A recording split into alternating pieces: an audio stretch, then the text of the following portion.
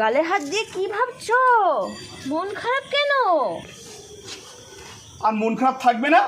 পূর্ব দিকের রাজু, পশ্চিম দিকের সঞ্জয়, উত্তর দিকের পটলা আর দক্ষিণ দিকের অরিন্দম সবার বিয়ে হয়ে গেল।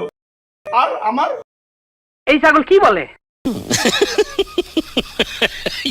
जरा सबर करो। না না না বাবা আমার কি বিয়ে হবে না, বাবা আমার কি বিয়ে হবে না।